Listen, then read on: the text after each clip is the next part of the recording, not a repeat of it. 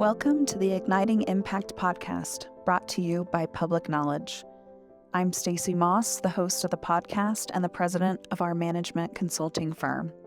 Our firm's vision is to be a catalyst for change, leaving each person, project, client, colleague, and community better than when we started. The Igniting Impact podcast is an opportunity to share with you what our clients do daily to impact our world. We want to highlight this essential work and the work that they do for their customers and stakeholders that is changing lives despite the many daily challenges that they face. On today's episode, we are actually going to play for you a recording of a webinar that we put on in November of 2022 about the harm of ASFA. I want to welcome you and give you a little bit of information before this starts. The webinar is focused on keeping families together, building non-governmental community supports, and protecting families from harmful policies like those found in the Adoption Safe Families Act of 1997, also known as ASFA. 2022 was the 25th year of ASFA, and as we look at what is happening to families across the U.S. as a result of ASFA policies, we know that it is not just important, but rather essential to shine a light on this destructive legislation and the injustices we are inflicting on families and children. Our theme for this quarter of the podcast is adaptability. So as we talk about impact in the child welfare field and adaptability, which is defined as the ability to adjust to different conditions or circumstances, I'm left with the harsh truth that we can no longer adapt our system to fit the needs of families and children. It's built upon a broken foundation, and we need to figure out how to build one from the bottom up that can support families, family integrity, and children staying in their homes, safe and protected. I hope that you get as much out of this webinar as I did. The names and the people that join us during this webinar are impactful, passionate, and brilliant. Enjoy.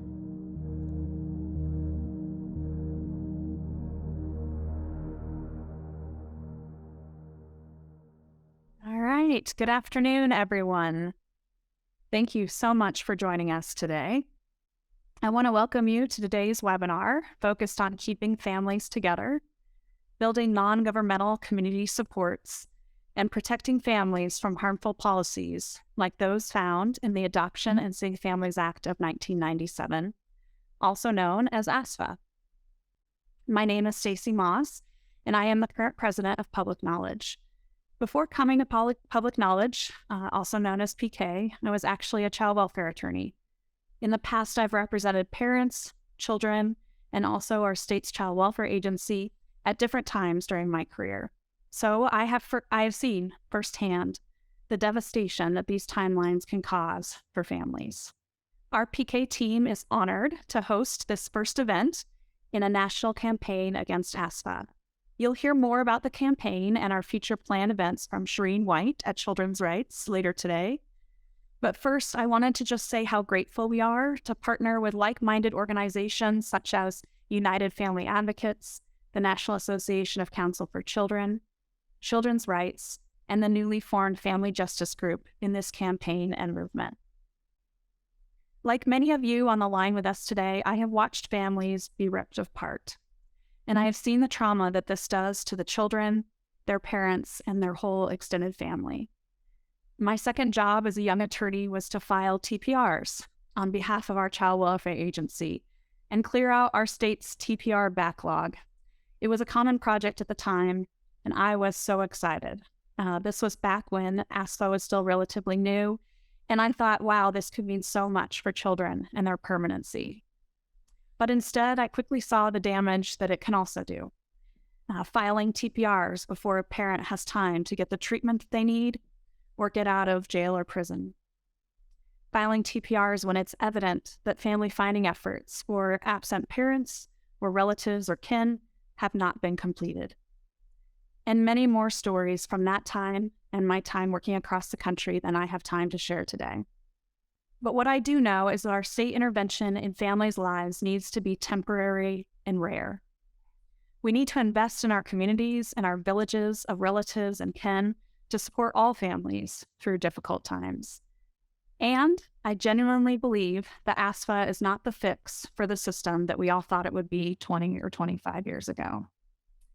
We have an amazing group of speakers and panelists today to share with you and share more about this movement.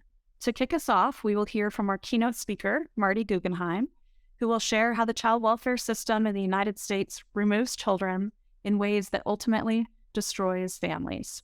You will then have the honor and privilege of hearing from Alexandra and David Travis. Their story will underscore how the ruthless timelines in ASFA and the policies of our current family-separating child welfare system did not support reunification as easily as it ripped their family apart. Next, we have a panel, and our panelists will offer replacement approaches to what the Travises experienced, and they will highlight how our country's historical racism and biases quickly became the foundation for a system that was never designed to support and strengthen families. This courageous and resilient circle of mothers will confirm that families may look different from one household to the next, but they are still strong families, full of hope, and our current child welfare approaches are broken, and they are not serving the families and children. Hopefully, their stories will move you to support child welfare laws that keep families together and to champion family-strengthening policies with vigor, renewed efforts, and an unwavering conviction, as David Kelly, Victor Sims, and Kathleen Creamer will implore us to do as we wrap up our time together today. Again, welcome. We are so glad that you are here with us, and let's get started. Imagine your children taken because of poverty, not neglect. Where's the compassion in that? Let's lend a hand instead of tearing families apart. Replace reporting hardship with mandatory support. Imagine fighting for your children alone or with a lawyer you just met. Where's the justice in that? Let's ensure parents' voices are heard. Replace silencing of parents with high-quality legal representation. Imagine Black and Indigenous children removed at 2 and 3 times the rate as white children. Where's the humanity in that? Let's make sure families have the resources they need. Replace surveillance with community support. Imagine not knowing where your children are in the foster system. Where's the family in that? Let's prioritize co-parenting alongside supportive resource parents. Replace parental substitution with family support. Family Integrity and Justice Works is striving to replace trauma with resilience. Replace power with support. Replace fear with care. It's time to invest in families and communities.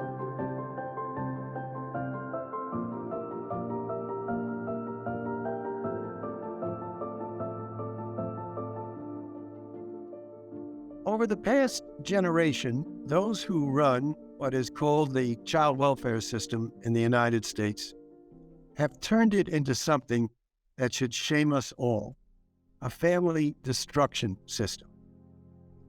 The United States has become the world's leader in destroying families through the rigorous enforcement of the Adoption and Safe Families Act, which is widely interpreted as requiring states to terminate all rights of parents to their children whenever their children remain in foster care for 15 months. No country is as cruel or as ruthless as the United States, which destroys between 60,000 and 80,000 families a year and more than 2 million families since ASFA was enacted. We not only do this, but we celebrate it in a manner that would be the equivalent of holding each year a celebratory National Execution of Prisoners Month. Only in this field, they call it National Adoption Month, ignoring and hiding the truth that the children being adopted have been stolen from their loving, if politically powerless, families. In too many states across the nation, ASFA is metronomically enforced without any requirement of a showing that the parents have harmed their children or that maintaining the relationship would be harmful to them.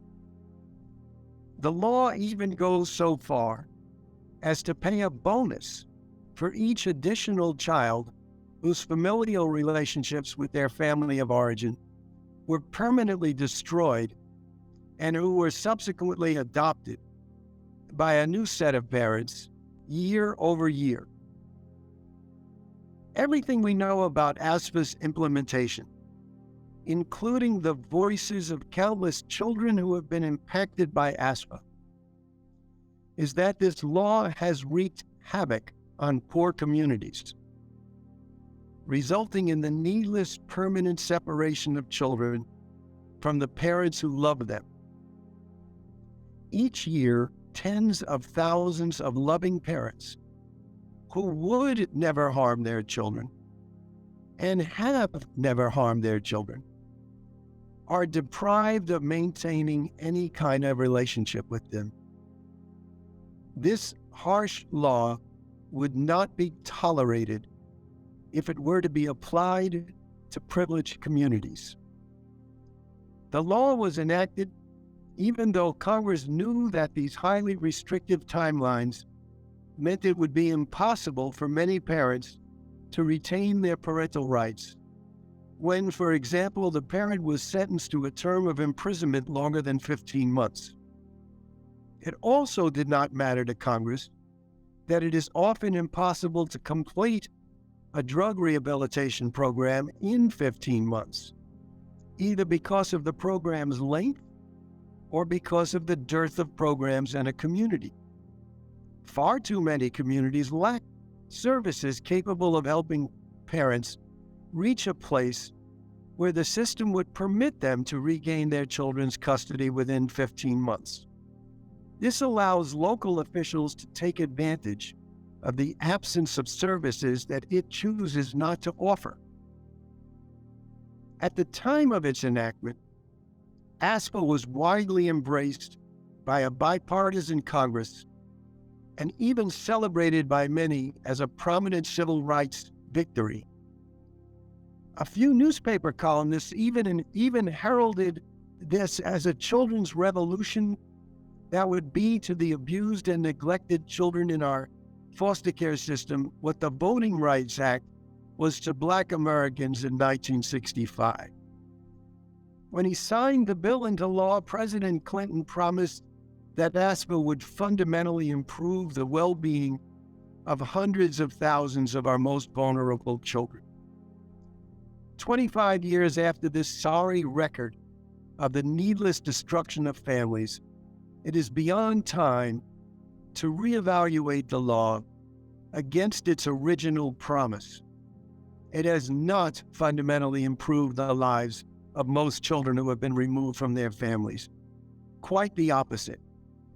First, we need to break down what happens to children after their parents' rights are terminated into two categories: those who are adopted after the termination and those who are not.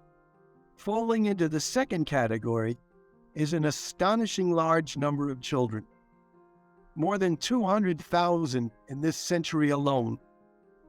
They are the legal orphans ASFA has produced, children who lose the benefit, both psychological and actual, of knowing they belong to someone and gain literally nothing in return.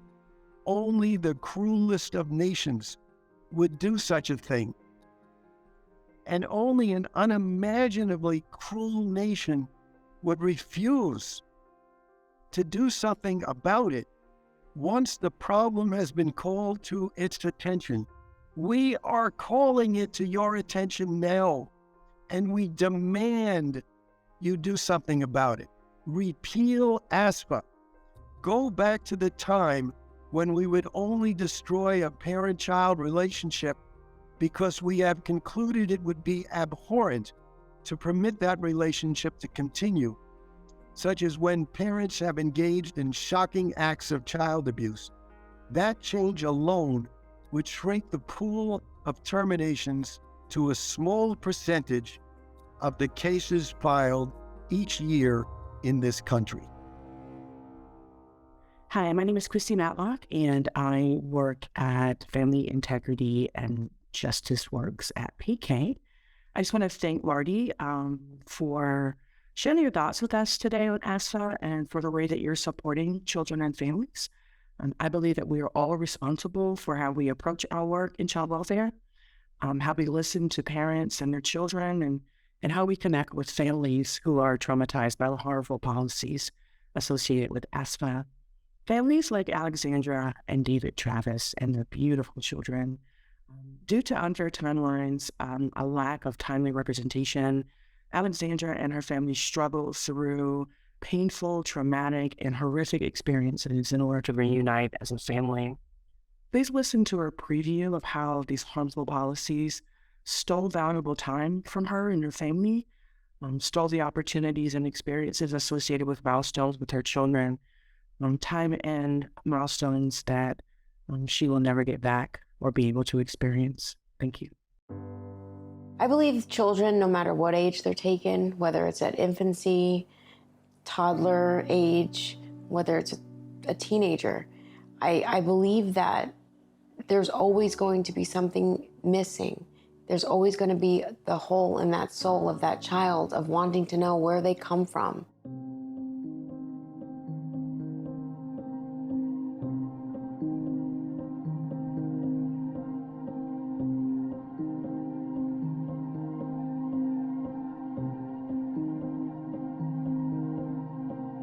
It sucked me in, and it became where I started going out at night. I still performed bedtime routines and bath and reading and got them on the school bus and all that. It was like I started drinking at work and continued drinking after work. The division got involved because one day I took my son to Walgreens on a normal trip. We were going shopping. Somebody had smelled alcohol on my breath, even though it was the morning time. I had drank the night before, but being small, I still had a high alcohol content. When the police came, I was always told to be truthful with the police, so I was. I told them, yes, I drank, and it was the night before. They said, well, how did you get here? And I said, well, I drove. I was arrested and jailed on a very, very high bond, even though I had never been in trouble before in my life. Because I had my child with me, I was charged with child endangerment, which was a really hard blow for me, because I've always held my children in the highest regard. Once the division got involved, we slowly started losing everything. I never did get bonded out, and I never was heard. I was never given like a lawyer that cared or showed up for me or even cared about me, and I spent 457 days in jail. I think my daughter was 6 months, and my husband used to bring and hold the car seat up in front of which window he knew was mine, so I could see the baby, and my son would wave to me. It was very difficult. You know, you lose your soulmate. They took her away, so I had to learn how to live without her. And I didn't know how to do anything. She did everything. The whole time I was in there, the division started the involvement, and the time started ticking from then. And there were services that they put into place for me, but being locked up, you know, I wasn't even able to adhere to anything that they needed or wanted me to do. And I know that I made a mistake by drinking, but that was my fault. That was on me. I just needed help. I didn't do anything to try to harm or cause harm. There was no abuse or neglect there. And that's just where it started. When I was finally released from the county jail, I was restricted from my own home. I was not allowed in my home, but I was given no other options of where to go. They said, oh, go to a friend's house, go sleep on your cousin's couch or whatever. But the thing is that I didn't have friends like that, and I didn't have cousins. My family are my friends. My family is my unit. That is my home with my husband and our children. So I literally became homeless. They told me if I entered my home that I would be violating a safety plan that had been signed, and we had no legal guidance on what we were signing. We were told we had to sign it or else, like they were going to take the children. And so we signed.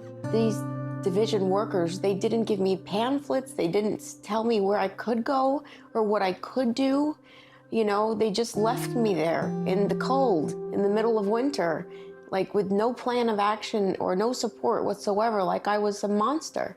It was December when I was released, and I was staying in my car on the side road of my house, and I was so cold, and I just needed a shower, and I was so desperate to see my children that I snuck in, and then I hugged my kids. I took a shower, and I spent the night there, and I was sober, and nothing happened to my children. But, you know, they got wind of that because apparently they were surveilling the home. That added to another violation of the safety plan. It literally was hours before there was a knock on the door.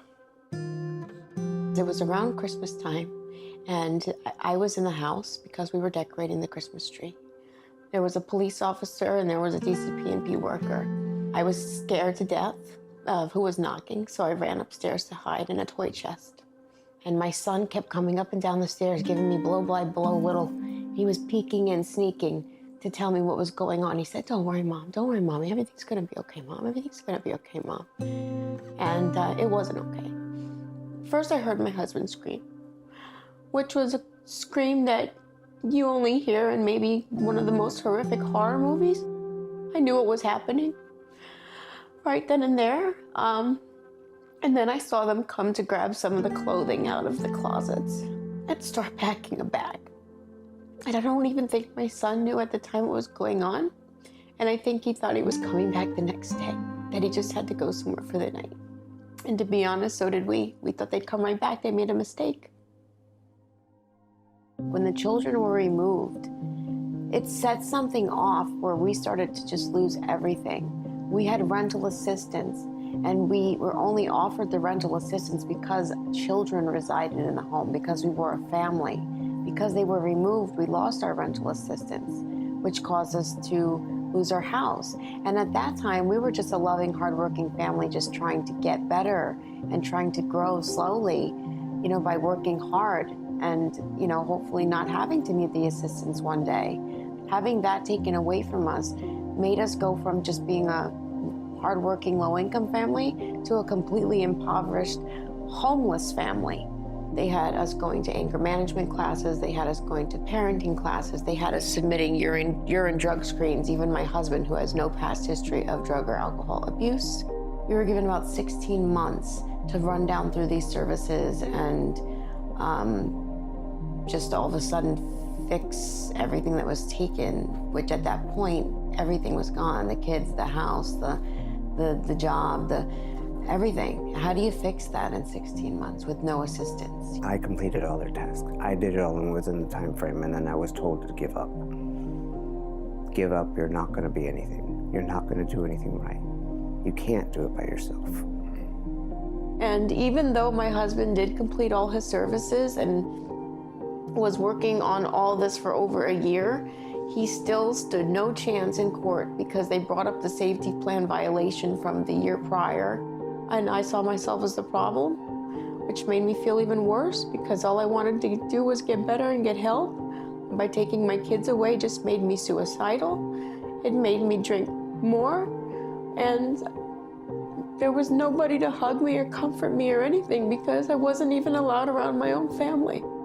I did try to commit suicide, and I was very almost successful.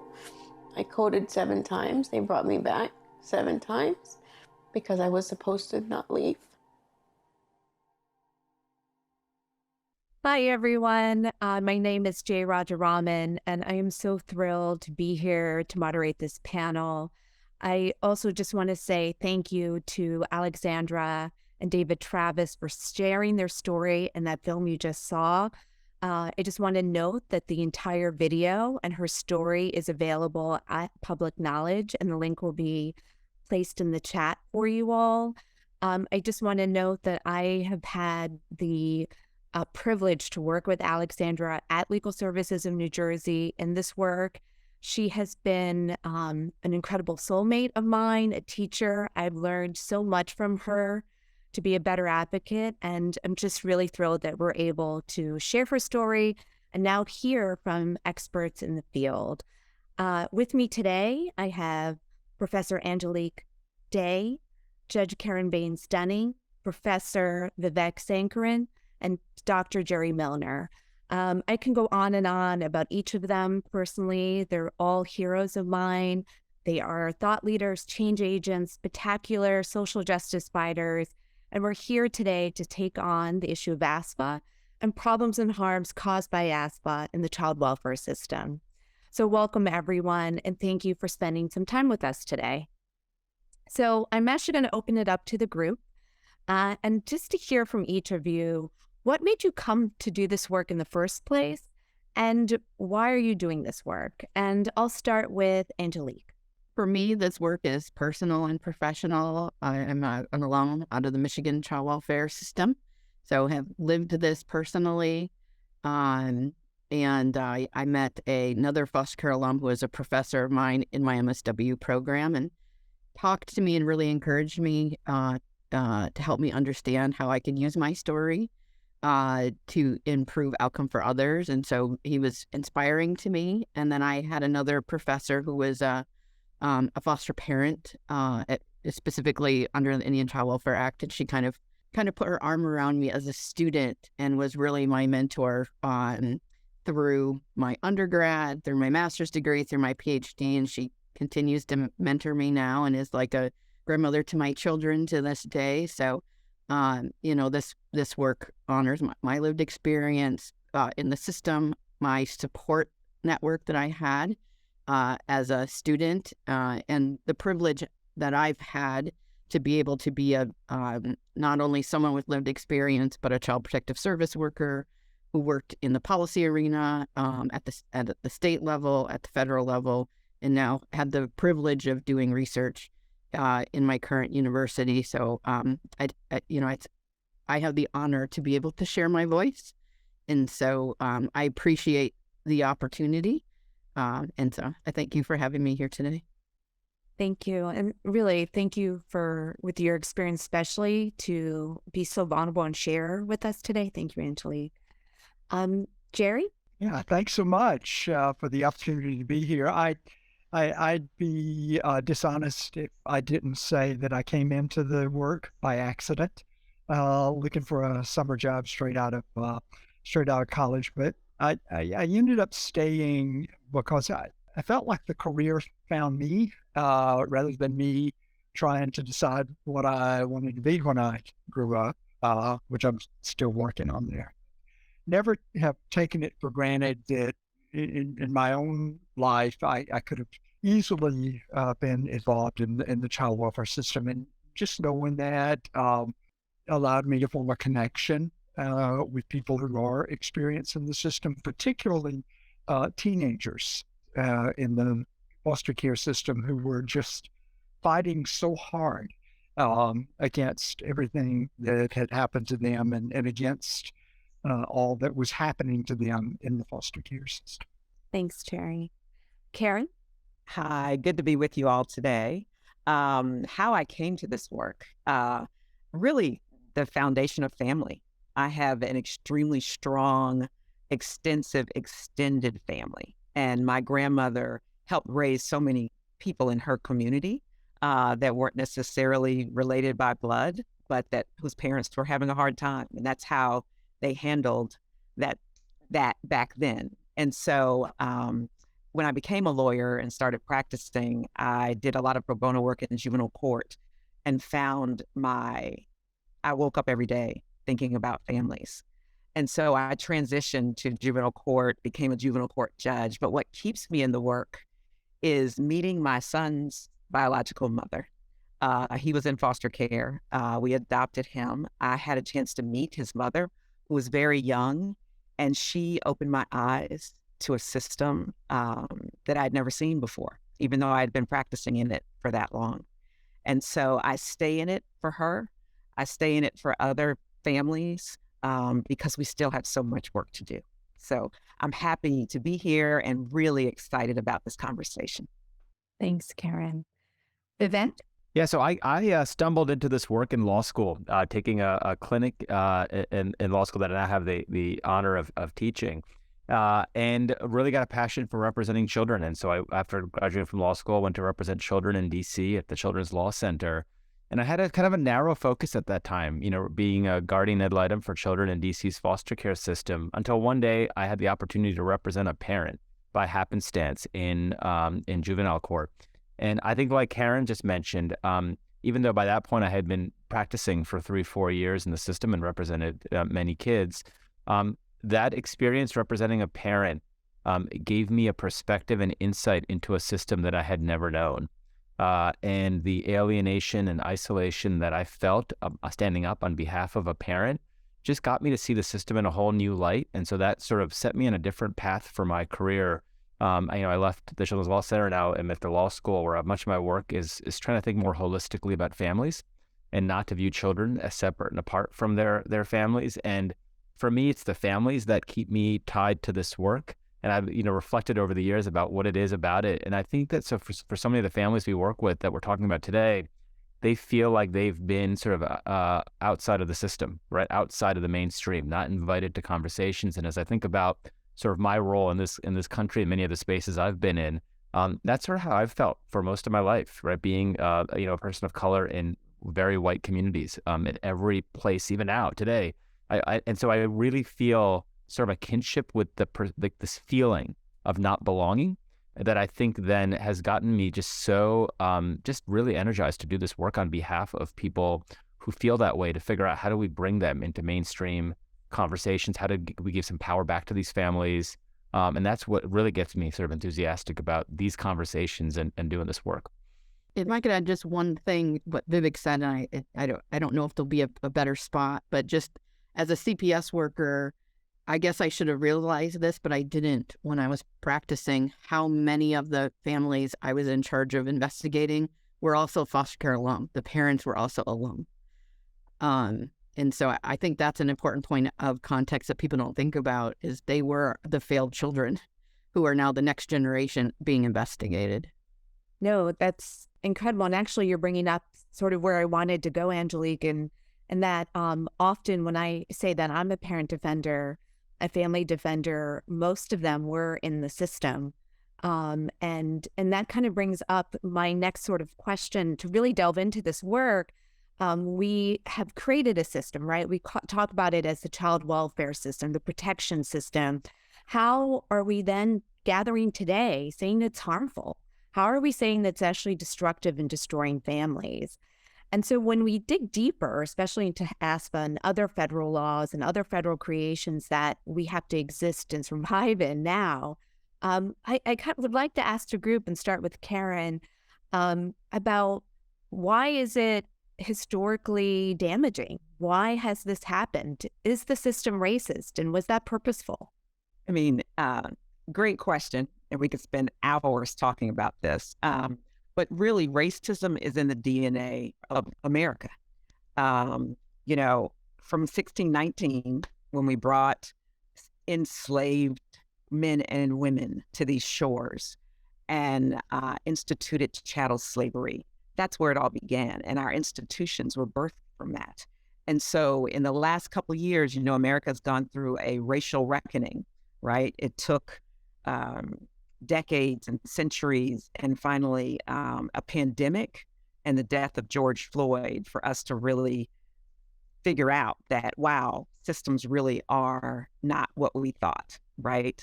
And it's easy for everybody to then point to the police and law enforcement and date that back to slave patrols, but it's every system, and child welfare doesn't get a pass. The original child welfare system wasn't designed for children of color.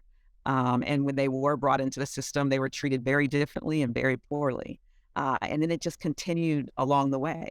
And so if you think about the various policies from Jim Crow to convict leasing to the war on drugs and mass incarceration, child welfare reform, all the things that have happened along the way, have disproportionately impacted Black and brown families. And to say that that was just an accident, I think is a little naive. And so in many ways, I do believe that the system is working the way in which it was designed, which is the problem. Because we keep trying to tweak the system or keep trying to tweak legislation that at its core has a racist past and a racist core. And so it's always going to disproportionately impact Black families.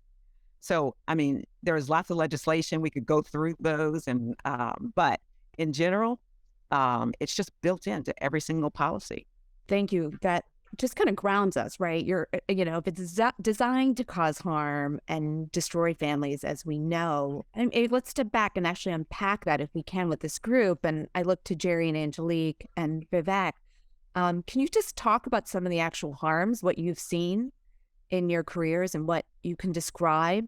I think I'd like to go back to, Kara's description of history that she gave us this, really vivid account of slavery and that's direct connection to the child welfare system. I'd also like to add, the government-sanctioned boarding school movement with American Indian, Alaska Native children forcibly removed and placed in boarding schools, and children being told their parents were dead, specifically because of the government's intent was to adopt those children to white families. So again, government-sanctioned, government-blessed policy directly constructed to tear American Indian, Alaska Native families apart, and to destroy the Indian, save the man principle, and saving the man, according to the government, was placing these children in white homes, and that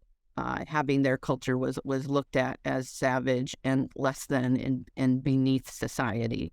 So this idea again of promoting white ethnocentric culture at the expense of other cultures, and again that was government sanctioned past policy.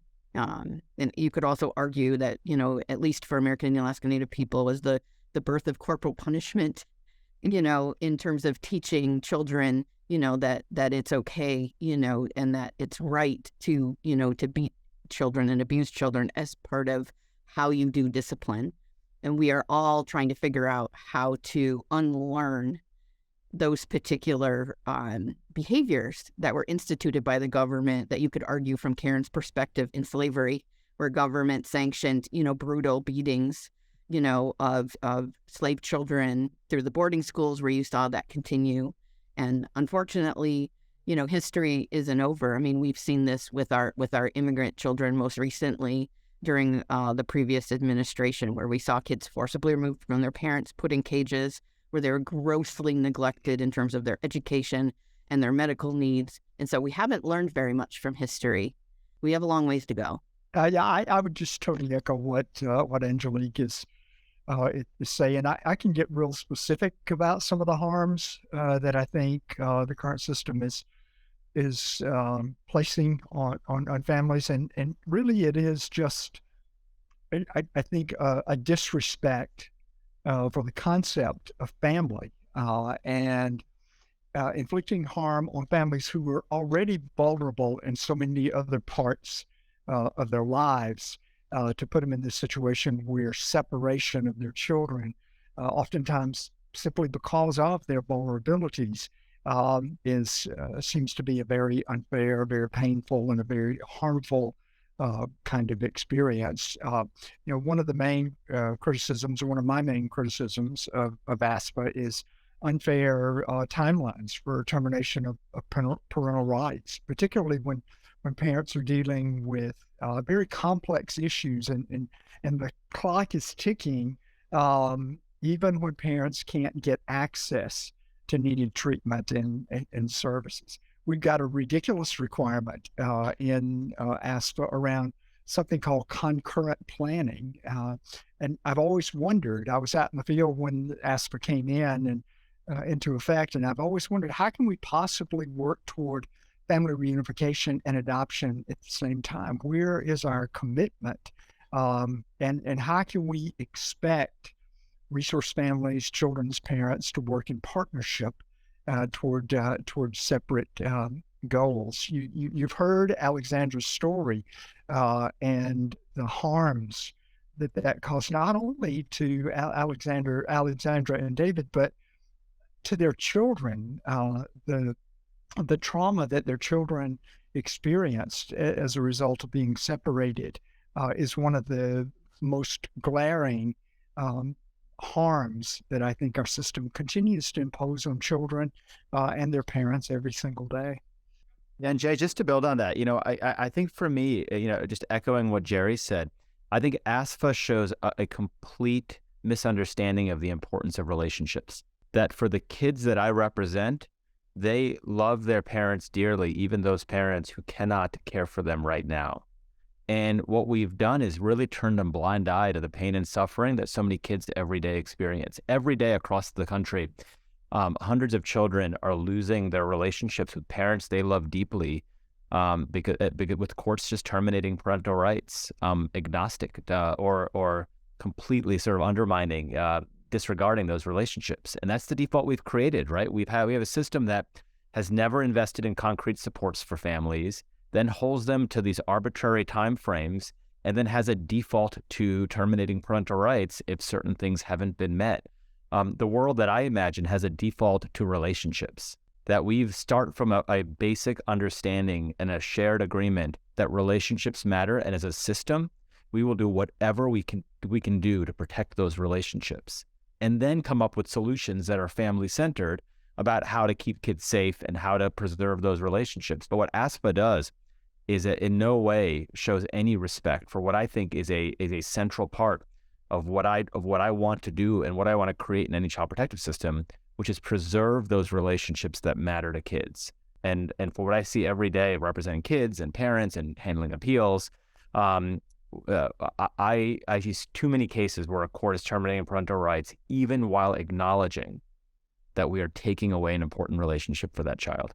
Right. I think you just nailed the sort of legal fiction that has been created, that even though so many children are removed when they're just born from the hospital, and as Alexandra's story, and you'll see another video after us, where children have never met their family of origin, but and are adopted and living in really healthy adoptive families, but still look for their first chapter, those connections. They still are lost as they grow and build. And this system doesn't provide for that. But to return to you for a second, Vivek, like legally as an attorney who does this work, and then also to Karen, a lot of times when ASFA comes up in these timelines, the pushback to those who say, no, this is ASFA's needed, right? Because children are languishing in foster care. We need these protections. Can you just respond to the need for timelines and the concern of children remaining in foster care for a period of time? And why should we not worry about that? Or what are the alternatives to that? Yeah, so I think I come at it with a different angle. First of all, any conversation about timelines needs to first recognize that as a system, timeline can only make sense if we invest in families in the first instance. So if you set up a system where we say, you have to address something in 6 months, but we're not going to give you the right tools to do it, like we need to recognize that every day in our system, that is what we're doing. Secondly, I think everyone on this call will agree that, giving kids, no one wants children to be in temporary, living arrangements forever. Yeah, and that's not what we're talking about. First, we're talking about giving families real supports. And second, even when kids can't go back home, for me, we should not have a system that defaults to terminating parental rights and destroying relationships. That we could have a system where you have other arrangements. We have guardianships, we have custody arrangements, we have ones that can potentially preserve relationships. And the data that we've seen by researchers like Mark Testa is that those arrangements can be as stable and long term as those involving termination. Yet we have this obsession in this country with destroying families, and it's at the core of our child protective system. And so I think you can accomplish things, the system goal of permanency in other forms while still preserving important familial relationships. I think the default termination is what I think bothers me most about what we're doing right now. I think the other thing I would add is that the overwhelming majority of children enter foster care because of neglect, not because of abuse. And neglect is a very broad category. And so if children are languishing in foster care, that's the system's fault. And so why we think we should put a timeline on the family and punish the parents and the children because the system has failed to support this family is beyond me. And so the timelines are arbitrary.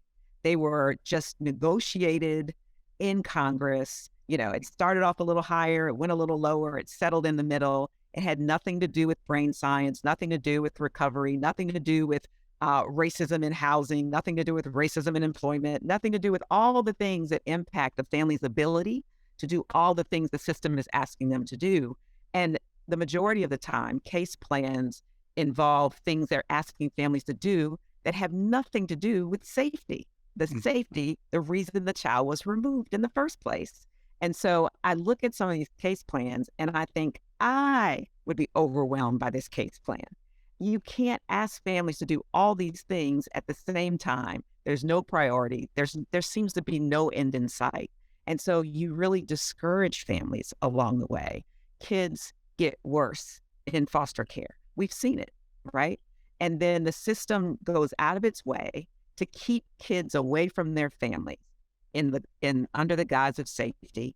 And then they let them just age out of foster care into the world on their own. And where do they go back to? They try to find their families. And so why are we investing all this money to keep kids away from their parents as opposed to getting them back with their parents and helping them navigate whatever's happening in the family? And so the entire system, I think, needs to be overhauled.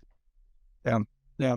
I would just say that ASFA becomes somewhat of a doubling down on doing all the wrong things for children and families. It uses most often the most extreme situations out there to justify faster solutions to situations that we regard as a society of being undesirable. I would say the problems with it, particularly as it goes to this idea of preventing languishing in foster care, it's a value set. It's a mindset problem. It's preconceived notions that something like adoption is the best, the fastest, the most desirable way to provide permanency and safety, as Karen's mentioned, for kids in the foster care. And so this idea of preventing languishing, I think that's just a term that rallies people who want to see more children adopted and consciously or not so consciously want to punish parents for what they perceive them to be rather than who they actually are. And frankly, I think it's just a cover-up. I think it's a cover-up for not owning up that we haven't worked effectively with families to prevent removals, to strengthen families, and that should be our core mission. And what you're hitting on, Jerry, also speaks to when a child is taken from their family, that makes it harder for their family to exist. Not even emotionally, socially, psychologically, they start to absorb that maybe they did something wrong. They're called a defendant, they're called an abuser, they lose welfare benefits, they lose access to housing. It becomes impossible to get that child back. If they're depressed, they're more depressed. If they're likely to use, they're struggling with their addiction. And that's created by the system. And I've often heard children I've represented say, I'm not shopping. They're not shopping for their parents. They're not like, I need a nicer house or I need to have my own room. You know, kids are happy to be in a hotel with their parents. They're happy to be with the parents that they come from, even if they're poor and living in a shelter. You know, that's family to them. And I think you're all hitting on that. I want to actually then take some time that you all have identified the racism in the system. And so even though foster care has decreased in the country and reduced in many places, Racism has not. There's still disproportionality and disparate treatment of Black and brown families and Indian children. They're in places where 2 to 3 times more likely to have the system involved with these families, investigate, remove, place with strangers, and more likely to face termination and be adopted by non-kin or family of origin. And so it makes me think about competing legislation, competing protections out there that exist in trying to deal with the racism in the system like ICWA. And so I just wanted to reach out to Angelique to hear from her about ICWA and what ASFA means in that perspective. Certainly, we know from a practice perspective that ASFA guidelines directly conflict with the statutory guidelines as outlined in ICWA, which oftentimes results in the Indian Child Welfare Act not being followed or undermined, because now you have these two policies that are in direct conflict with one another. And unfortunately, what we've seen in practice is that ASFA seems to always have more power and authority over ICWA, even though, statutorily it shouldn't be that way. And so, there's lots of really great lessons that can be learned from ICWA that I could argue could be applied to all children in terms of helping not only our BIPOC children, but all children in the child welfare system. Certainly, we've talked about, in terms of ASFA, these mandatory timelines that are put on forth. ICWA understands and doesn't actually reference timelines. And there was lots of testimony when ASFA was being put in place, that it was undermining the ICWA. American Indian, Alaska Native leaders saw this right away when this particular legislation was coming through and was, really set up to harm or compromise the ICWA. And you could argue that maybe that was intentional. Maybe that was a systemic thing, a purposeful decision that was made. If you look at lessons learned from ICWA, to this day, tribes that have exclusive jurisdiction over their cases, they never use termination of parental rights, and have always raised this, if the children can't be safe in the home, there's this transfer of legal custody to relatives by and far. And that's a practice that we know from brain science is less traumatizing alternative for kids and allows them to maintain the relationships that Vivek spoke to. And so there's a lot of lessons learned from the Indian Child Welfare Act that could be applied to all children in the child welfare system.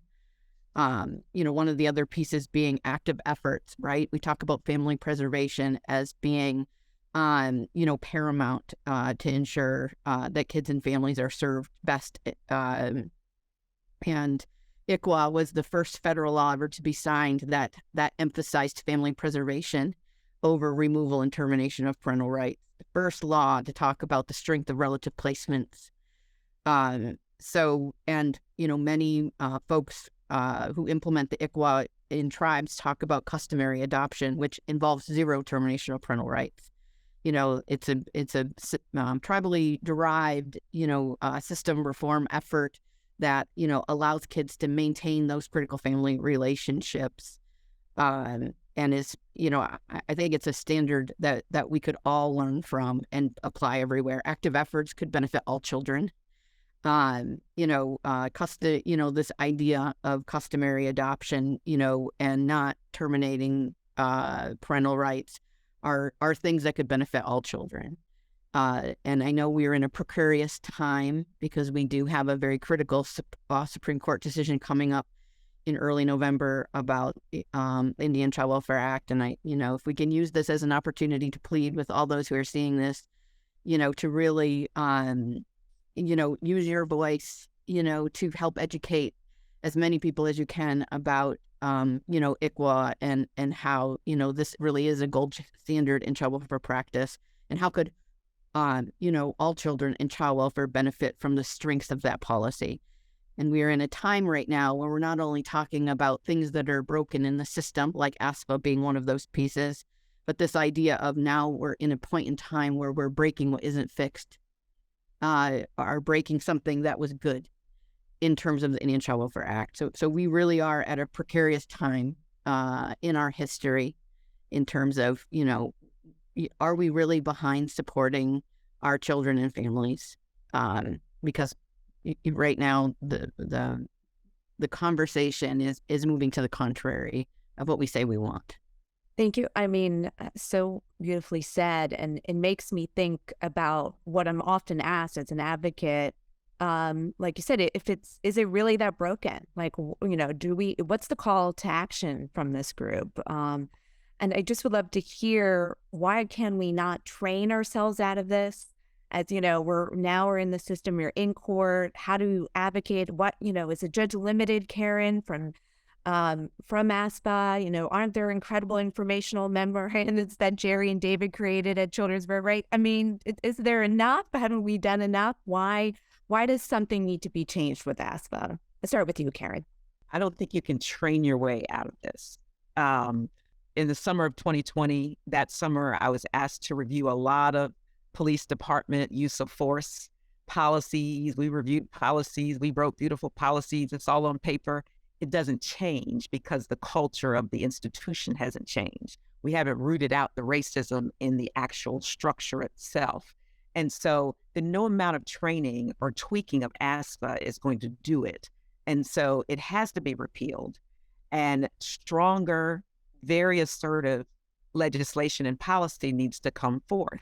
And so, similar to what Angelique was just saying, honoring families and the culture of families, recognizing that the trauma of removal is a lifetime trauma. And so, as much as people talk about the child's best interest and ticking time clocks, 15 months, when you think about it over the span of a lifetime, is not a lot of time. And so you're making a very quick knee-jerk decision that's not only separating a child from their parent, but their entire family structure for their lifetime. That's really serious. I'm with that. I think we should do away with TPR. I think many people have described it through the years as the civil death penalty. That's why we don't kill people in death penalty right away. There are years of appeals and all kinds of stuff. And, that's a whole nother chapter in another conference, I'm sure. But I do think it needs to be repealed completely. And in its place, we need to put something that's very pro-family to completely flip and change the curriculum within social work schools, change the mindsets of volunteers, change the financial incentives that are attached to the system. Because right now, the systems are incentivized to terminate and to adopt, not to reunite and preserve families. And so we've got to think about the entire process. I love it. I love where we're going. We have a few more minutes, but I want to hear from Vivek. I mean, we got rid of termination, concurrent planning, ASFA, what else? Well, the data tells a story that why this isn't a training issue. Well, since ASFA is in pass, we've seen an explosion of how often we destroy families. And we've had many people do trainings over the years. It's not going to solve the problem. I think that the Adoption Safe Families Act in many ways delegitimizes the entire system. We haven't yet mentioned that there have been 200,000 kids who've aged out of foster care with their rights of their parents terminated since ASFA. If you look at states and their just wide variance and how often and how frequently and how quickly they terminate parental rights, it's a system where you live dictates your likelihood of having your rights terminated. None of us should feel comfortable with that. As we have not mentioned here that we're dealing with the fundamental right to parent, right, protected by the 14th Amendment. It's a sacred constitutional right. And as we think about how to frame it, we need to think about, what our jurisprudence is. When we think about taking away fundamental rights, a core concept is courts have to look for the least restrictive means, which is how do we protect this right whilst, accomplishing other goals? Is there and that should be the framework. And if you think about the framework should be, we don't want to be taking away these rights from people. What ASFA does is ignores that constitutional framework and sprints to termination and incentivizes terminating without even requiring courts to engage in, are there any other solutions like the ones that Angelique mentioned, like a guardianship, like a custody arrangement? We don't do that. And so one of the invitations to advocates across the country is that we need to start framing termination of parental rights decisions in a constitutional context, using the language of strict scrutiny, compelling state interest, least restrictive means, and challenging these. If there are other options available and the data shows that they can be as permanent and as stable and can keep kids safe, then we need to be educating courts as lawyers that the trial courts have to be considering and prioritizing those other options, because this is a fundamental right at stake. So in addition to all the awesome things that you just said, Jay, we're going to add like an invitation to lawyers to challenge trial courts and appellate courts across the country to start filing and raising these issues. And a lot of folks have, and I think that I hope and welcome others on this call to start doing that. And we can certainly help, get you the right cases and case law and all that stuff. And when you think about just some stat in certain states, it's a 50-50 chance if your child enters into the system that your rights will be terminated. Yeah. 50-50. I mean, it's like haphazard. We terminate when kids are living with relatives. We terminate when kids are living with the other birth parent in a custody context, simply because it's convenient. And like people on this call who aren't familiar with the system may not realize that we've had cases in our clinic where we have judges saying on the record, well, since the father hasn't yet obtained custody, I guess we'll just go ahead and order the agency to file a TPR petition because it'll be administratively quicker. That is the obsession and love we have for this remedy, and we don't see the danger and then the harm it's causing children every single day. Angelique, please. Yeah, I just wanted to say, in terms of remedies or recommendations, I think one other thing where, ASFA has been implemented without acknowledging or being able to challenge is, we have 3 pillars of ASFA: safety, permanence, child well-being. We haven't talked a lot about child well-being at all, but we have no federal mandates for collecting or holding states accountable to child well-being. We haven't defined it. We don't require data collected on it. And so, in a way, we've taken this ignorance is bliss mentality in terms of implementing ASFA. We don't want to know. We don't want to know the answer to that question. Exactly. And Jerry, please. Well, I just want to echo what I'm hearing everybody else saying, particularly what Angelique has just said about we don't want to know. The simple fact is we're getting exactly the results that our system is designed to achieve. Nothing more than that. I would say this system is not broken. It's a mismatch for what we know would be helpful and important for children, young people, and their parents. But it's operating the way we, people in power, want it to operate. Until we decide that it won't operate that way, we're going to continue to get more and more of the same outcomes, the same kinds of despicable effects that occur as a result of our work with families. Well, thank you. Thank you all so much. I think I've learned about so much just listening to each of you, and I hope everyone really hears that the system was created to destroy families out of racism, out of poverty.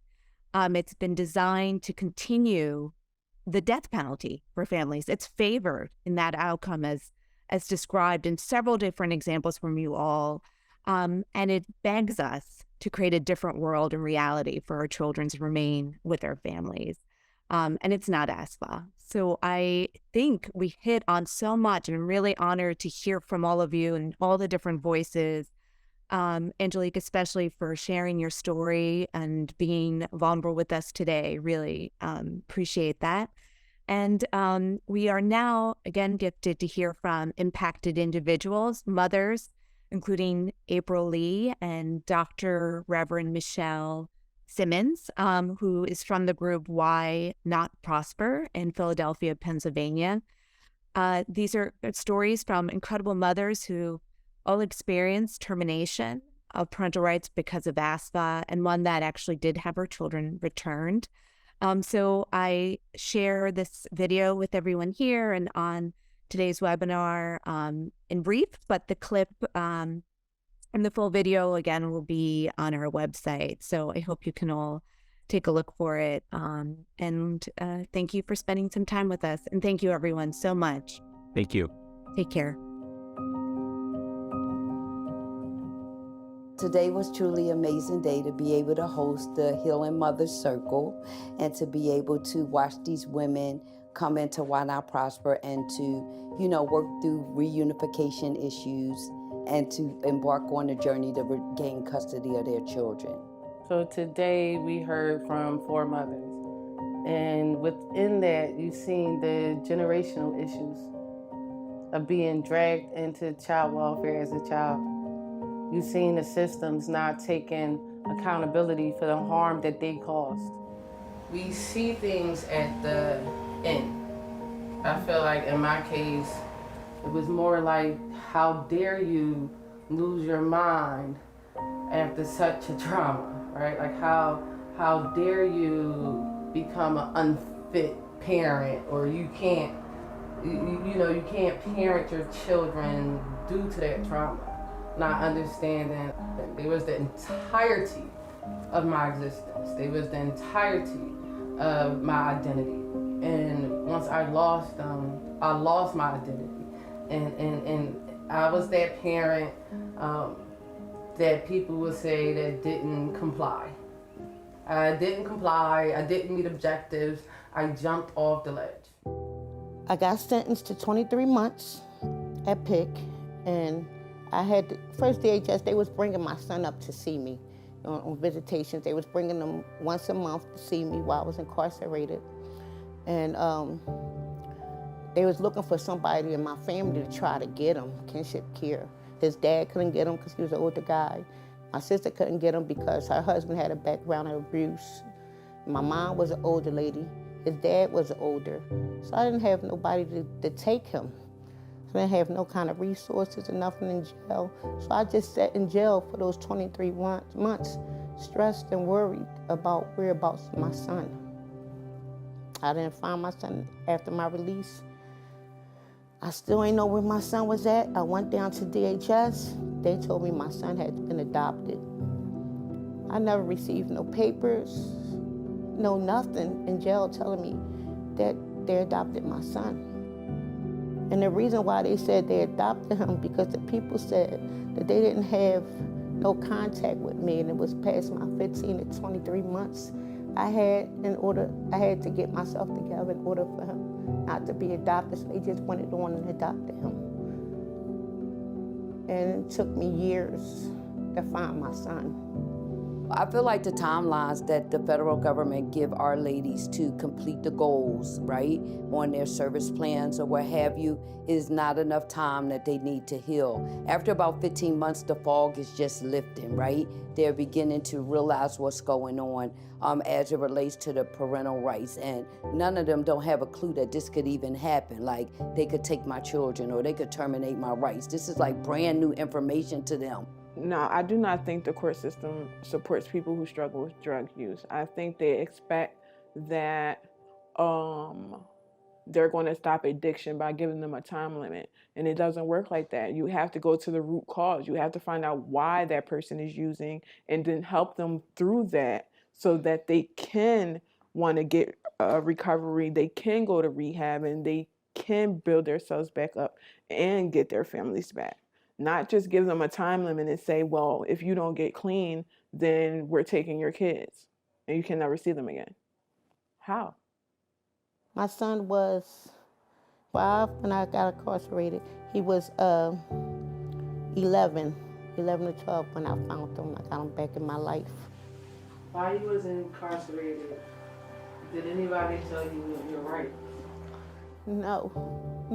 I kept putting a request to staff, to my counselor, to ask her to make phone calls to see who I could talk to about, how I get my son back, that I didn't receive no paperwork, I didn't sign no paperwork, and nothing. They just adopted him.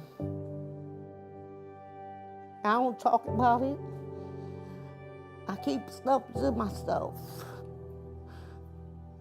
And this is like the first time I talked about him for years. But I'm just grateful I have them in my life.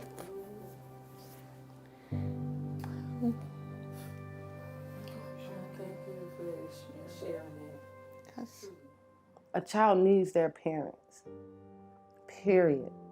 So just because, once again, you're struggling in this area of addiction, that don't mean you don't have the capacity to be a good person. It don't mean you don't have the capacity to be a good parent.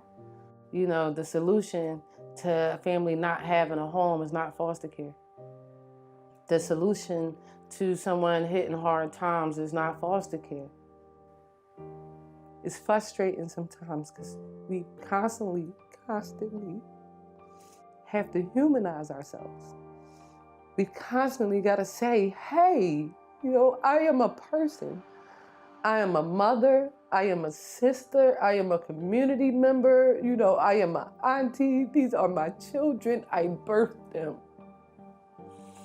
Why should anyone have to prove that they love the child that they birthed?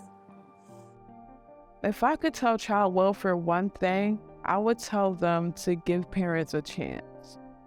Not a time limit, but a chance. Give them support. Find out what's going on. Dig a little deeper and actually help them. Don't take their kids away. That's not helping. That's only making things worse.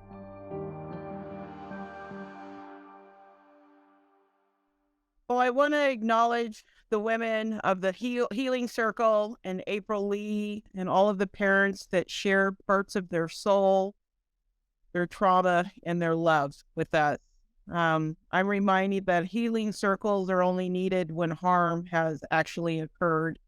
And what we heard from our mothers was how the act of separating them from their children has profoundly changed them and altered their life. My name is Sharonda Sullivanoff, and I am also an impacted parent through the child welfare system, kinship caregiver to my most wonderful grandson, and the director of public policy over at Children's Home Society of Washington. And wanted to just take an opportunity to talk a little bit about the importance of having those most impacted in hearing from them to understand the harms of ASFA. So I just want to start off by just saying that the act of harm, ASFA, is a traumatic and it's a harmful act.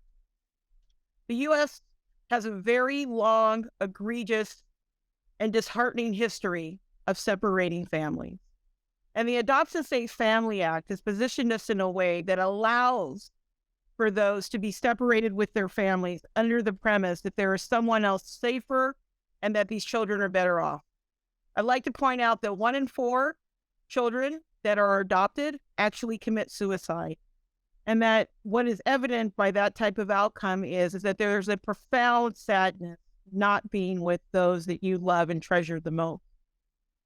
ASFA, for me, is a place where we have to really grapple with, once again, our history. And our history and thinking that there is someone better. I'm always confronted with the notion and with the fact that we provide resources and that we celebrate dismantling families. And that we sentence a person to a state of suffering.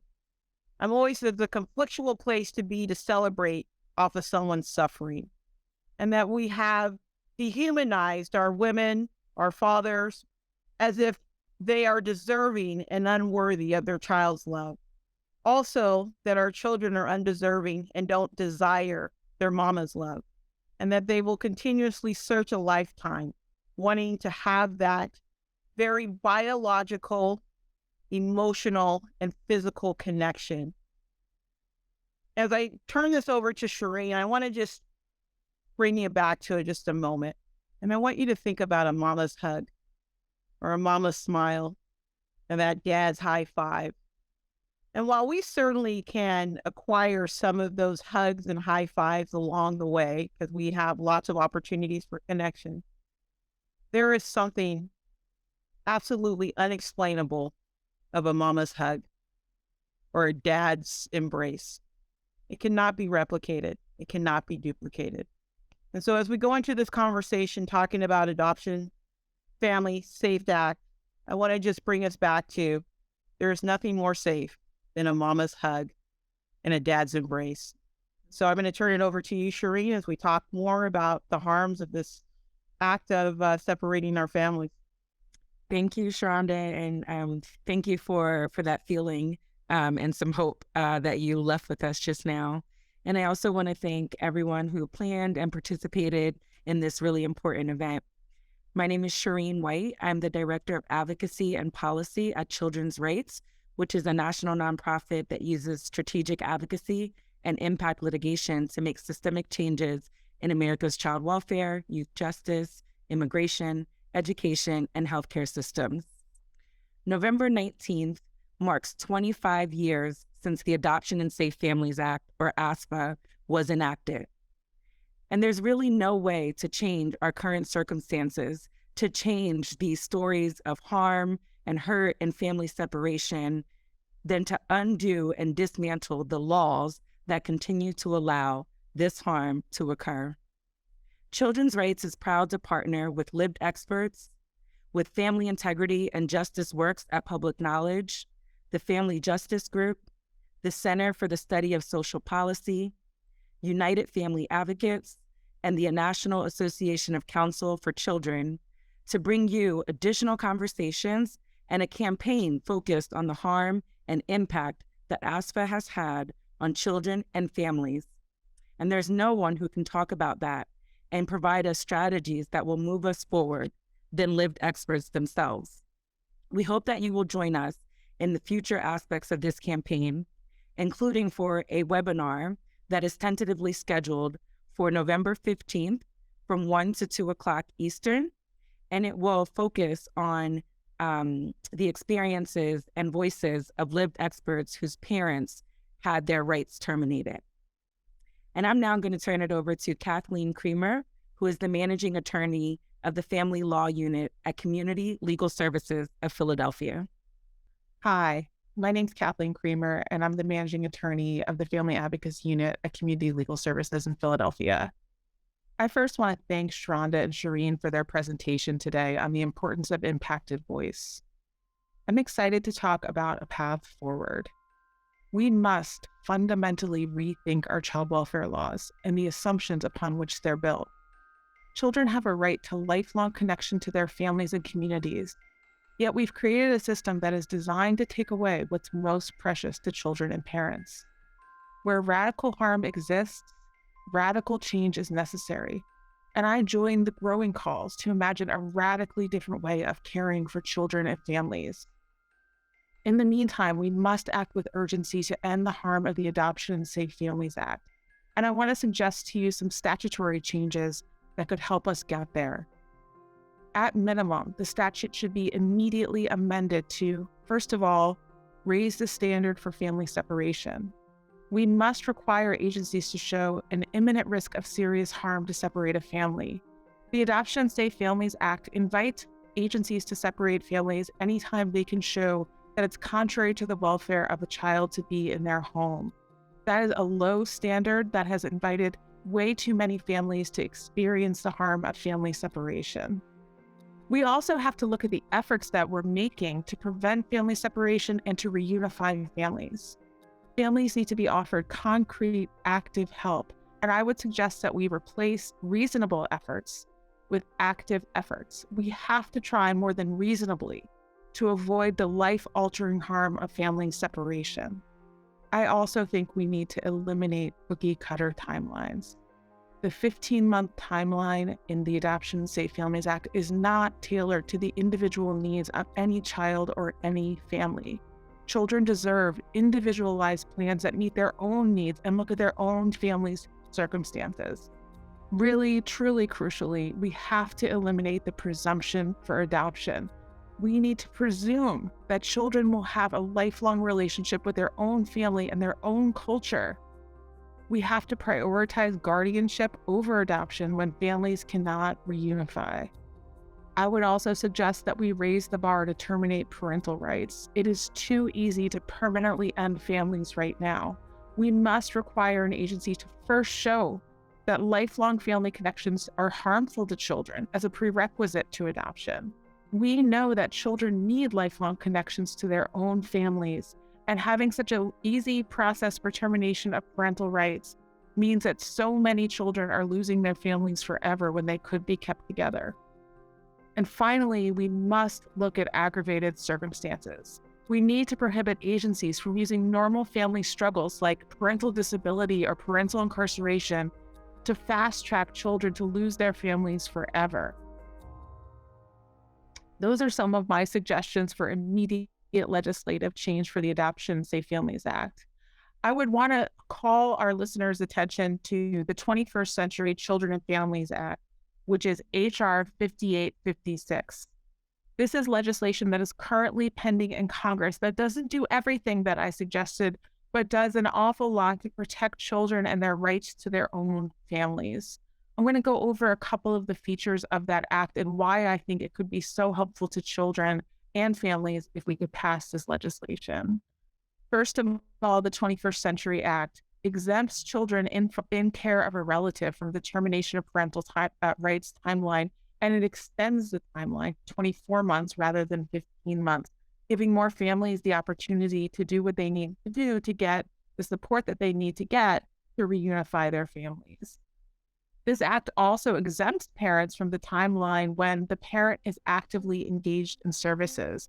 So we won't have those cases where parents are being cut off and pushed into termination of parental rights just because the time clock has run out, even though they're doing everything they could possibly be doing to support their path to reunification. We would also see in the 21st Century Act modification of parental rights being prohibited when the basis is solely parental incarceration or detention of the parent by the Department of Homeland Security. Really crucially, the 21st Century Act would require states to demonstrate that they provided the family the services, support, and time that they needed to address the reason for the child's placement in foster care, and requires that the agency show that termination of parental rights would be in the child's best interest before they can even proceed on a petition. The 21st Century Act also asks states to report on disproportionality and disparities in access to services in their child welfare system. While the 21st Century Act is not a solution to all of the problems in the Adoption and Safe Families Act, it is a really pivotal instrument to help alleviate so much of the harm that families are experiencing right now. And I would ask our listeners to take a good look at it. I want to turn it over at this point to David Kelly and Victor Sims, and thank you for your time. Thank you, Kathleen, for charting the course.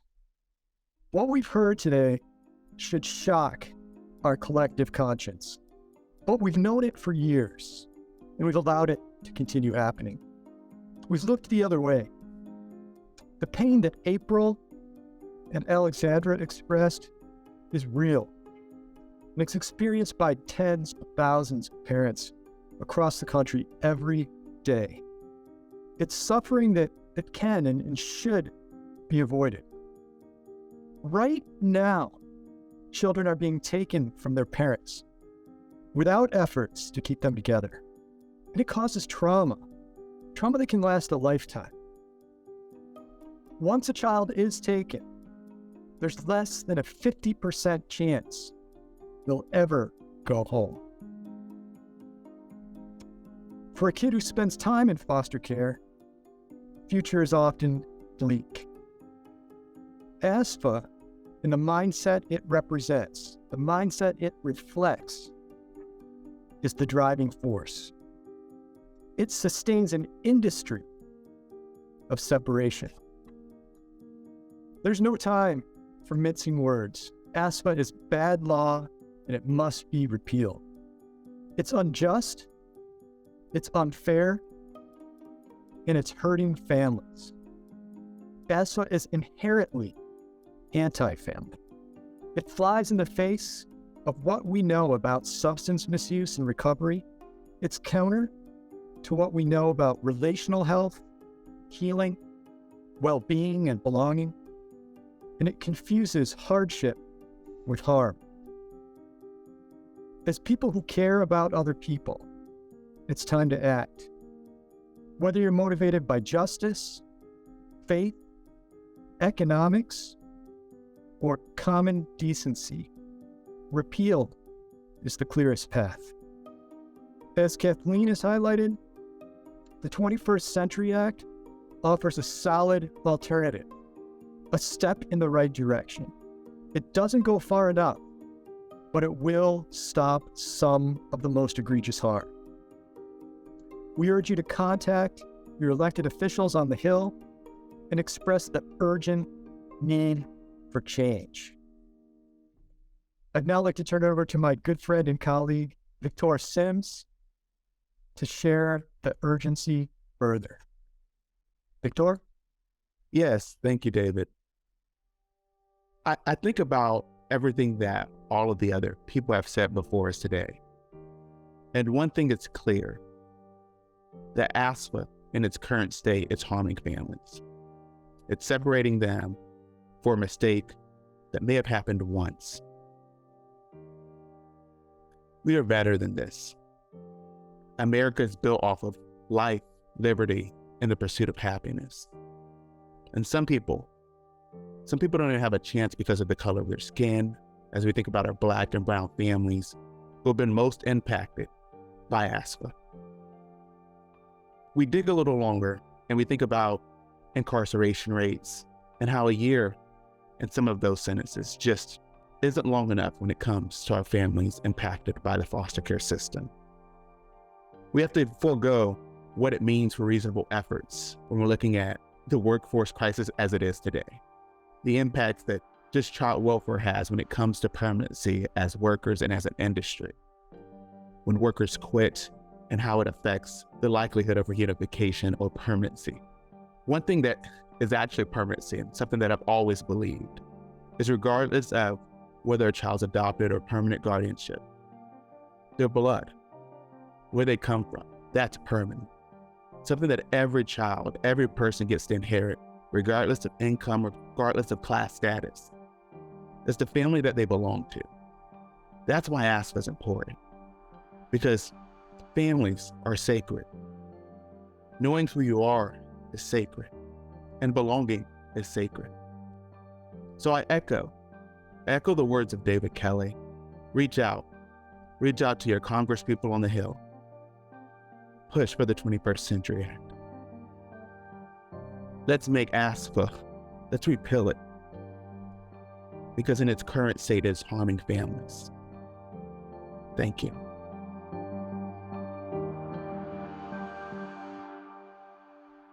Thank you, David and Victor. And also my sincere thanks to every speaker and panelist that we had today, especially to the parents who shared their stories and their hearts and their families with us. I genuinely hope that their stories will stay with you. I hope that they stay with you as you contemplate how you would want your family, your children, or your relatives supported if they found themselves needing that help. I know that it will stay with me as I come home to my own children tonight.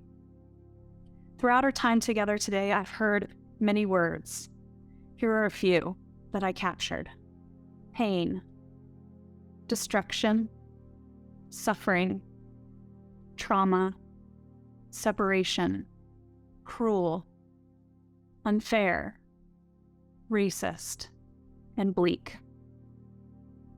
The costs and injustices that are experienced by our families are tangible in ways that most people will never know. Our families need something very different than what they are getting now, and in order to create this, it will require those of us in power to shift our thinking, our doing, and our speaking. And no doubt, it will be hard and uncomfortable. But what else could be more worthy of our time and focus? Let our collective actions from today forward change the words that are used to describe the system to some of the following: kind, fair, loving, caring, helpful, sustaining, and generous. If we can succeed, even a little, it will begin to show the whole world what family really is: sacred, secure, and unconditional. Thank you.